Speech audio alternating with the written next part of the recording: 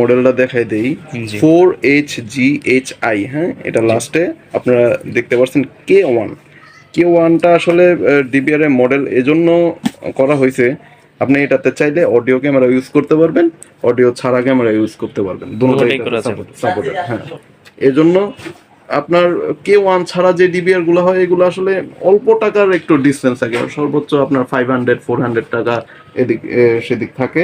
ওই ক্ষেত্রে K1টা আমি মনে করি নেওয়া ভালো। হ্যাঁ, এটা অডিও সহ আপনি লাগাইতে পারবেন। আর এটাতে কিছু ফিচার দেওয়া আছে, যেমন ইফিসিয়েন্সি, কম্প্রেস, এরপরে এইচডি ইনপুট, মোবাইল সার্ভেলেন্স।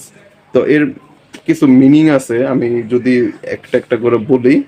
হ্যাঁ, ইফিসিয়েন্সি যেই জিনিসটা কম্প্রেস করে, এটা হলো অনেক সময় আমরা অনেকে বলে যে ভাই ক্যামেরা তো নিলাম, ডিবিআরও তো নিলাম, আমি তো অনলাইনে দেখতে পারতেছি না, আমার নেটের স্পিড হয়তো কম। তো এই ইফিসিয়েন্সি কম্প্রেসের বিষয়টা হচ্ছে ডিবিআর এর যে কনফিগারটা থাকে, এই জিনিসটা আপনার যে ভিডিওটা হবে, আপনার ক্যামেরা যত হাই রেজলিউশনই হোক না কেন, এটা কি করবে, ভিডিওটাকে কম্প্রেস করে আপনার মোবাইলে শো আপ করাবে, যার কারণে আপনার ইন্টারনেট স্পিড যদি কমও থাকে আপনার ভিডিও খুব সুন্দরভাবে দেখতে পারবেন। আর এইচডি ইনপুট আপনার এই ক্ষেত্রে আমরা দুইটা সিস্টেম পাচ্ছি, একটা হলো বিজিএ আর একটা হলো এইচডিএমআই মডেল করছে। এইচডিএমআই দিয়ে যদি আপনার ভিডিওটা আউটপুট দিতে পারেন তাহলে আসলে রেজলিউশন কোয়ালিটি অ্যাকুরেট পাবে। আর মোবাইল সার্ভেলেন্সের আসলে এটা হলো আমাদের সার্ভিসের একটা ব্যাপার যে কোম্পানি আসলে আপনাদের মোবাইলের সার্ভিসটা কেমন দেবে। এখন কিন্তু হিকভিশন কোম্পানির নিজস্ব সার্ভার আছে।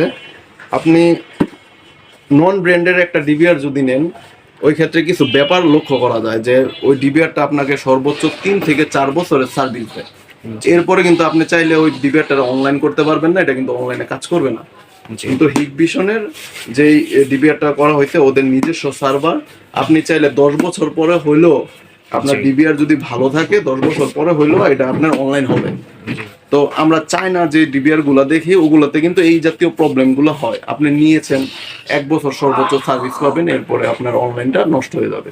হ্যাঁ, আর এটা হলো 7100 সিরিজের, এটা টার্বো এইচডি ডিবিআর, যেটা আপনার হিকভিশনের নতুন ফিচারের ডিবিআর। হ্যাঁ, তো এটা কিন্তু ডিবিআর, কিন্তু এটার যেই ফিচার গুলো দেওয়া আছে এটা কিন্তু এক্সবিআর এর মতো।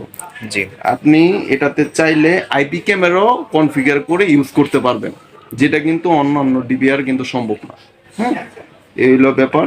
আচ্ছা, এই ডিবিআরটা কিন্তু আমরা প্রাইস ধরছি 3500 করে। আগে 100 টাকা কম ছিল, এখন আসলে প্রাইসটা বেড়ে গেছে 3500 করে। আর এটাতে কিন্তু H.265, অনেকে আসলে মনে করে আসলে এই জিনিসটা কি।